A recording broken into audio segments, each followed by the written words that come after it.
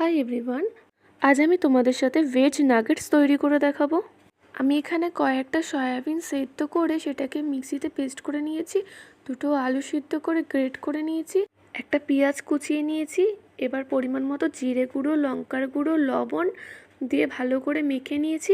এবার ওর মধ্যে একটু আদা রসুন পেস্ট দিয়ে নিয়েছি, দিয়ে তারপর কয়েকটা পাউরুটির টুকরো করে সেটাকে ভালো করে মেখে নিয়েছি। হাতে একটু সাদা তেল দিয়ে স্টাফিংটাকে একটা শেপ দিয়ে নিয়েছি। এবার পাউরুটির সাইডের অংশগুলোকে মিক্সিতে পেস্ট করে নিয়েছি ব্রেড ক্রাম্বস হিসেবে কাজে লাগাবো বলে। একটা ডিম ভেঙে স্টাফিংগুলোকে একবার ডিমের মধ্যে কোট করে একবার ব্রেড ক্রাম্বসের মধ্যে কোট করে ছাকা তেলে ভেজে নিলে রেডি ভেজ নাগেটস। এইভাবে একবার তোমরা ভেজ নাগেটস বাড়িতে বানিয়ে দেখো, বাচ্চা থেকে বয়স্ক সবাই ভালো খাবে। তোমরা সবাই ভিডিও দেখছো, লাইক সাবস্ক্রাইব কেন করছো না? লাইক সাবস্ক্রাইব করে সবাই পাশে থাকো।